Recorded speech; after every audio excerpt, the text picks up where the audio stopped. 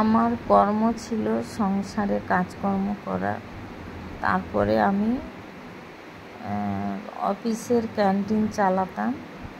রান্না ভালোর জন্য সেটা হয়েছিল রেস্টুরেন্ট।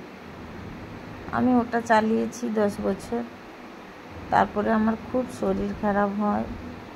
শরীর খারাপ হওয়ার পরে আমি ভেলুরে ডাক্তারের কাছে যাই কান্না করতে করতে এয়ারপোর্ট অবধি। তাই আমি ভিডিও বানাচ্ছিলাম। আমার ভিডিওতে আছেও, আপনারা দেখবেন। যে বন্ধুরা সবাই ভালো থাকবে। আমার তো শরীরটা ভালো নেই, আর আমি ট্রেনের টিকিট পেলাম না, তাই প্লেনের টিকিট কেটে ভেলুর ডাক্তার দেখাতে যাচ্ছি। তারপরের ভিডিও আছে আমার প্লেনের ভিডিও। তারপরের ভিডিও আছে আমার ভেলুর টেম্পল। তারপরে আমি ফিরে এসে বাড়িতে তখন থেকে এই ভিডিও করার মনোযোগ হলো।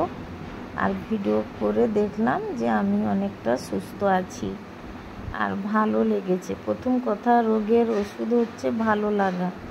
মনে যদি না কিছু ভালো লাগে, অসুস্থ চিন্তাই করতে থাকি, তাহলে তো আমার ওষুধটা সারবেই না।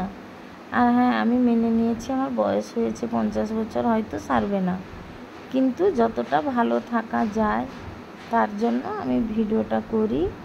এবারে যে বন্ধুদের ভালো লাগে দেখে, যাদের না ভালো লাগে না দেখে।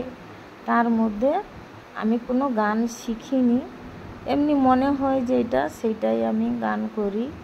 আমার কোনো রেওয়াজ নেই, আমার কোনো ওস্তাদ নেই, আর আমার বাড়িতে কেউ গান টান শিখেও না, আর বাবার বাড়িতেও শিখে না। আর মামা বাড়িতে ফুটবল খেলোয়াড়, মানে ওরা ফুটবল মোহনবাগানে খেলতে আসে, ওদের 40,000 30,000 করে দিয়ে খেলতে নিয়ে যায়। এই হচ্ছে আমার বংশ পরিচয়। আর আমার বাবা তো বন্ধুরা ছোটোবেলা ক্যান্সার হয়ে মারা গেছে। আর তার জন্য আমার সেটাও টেনশান যে আমার এত শরীর খারাপ হলো, মুখ দিয়ে নাক দিয়ে ব্লাড যাচ্ছে, হয়তো আমার বাবার মতো আমারও ক্যান্সার হয়েছে।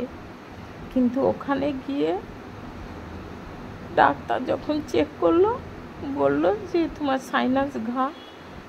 কিন্তু ওইটা কোথায় হয়েছে, কি হয়েছে আমি তো জানি না।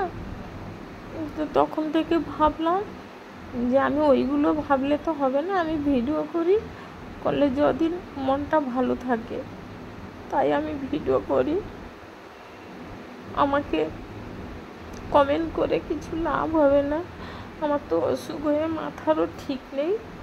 তাই আমার যা ভালো লাগে তাই ভিডিও করি। তার মধ্যে ভুল থাকতে পারে, আপনারা ক্ষমা করবেন। আমার কোনো শিক্ষা কারোর কাছে তো নেওয়া নেই, তাই নিজের মতো যেটা ভালো লাগে সেটাই করি।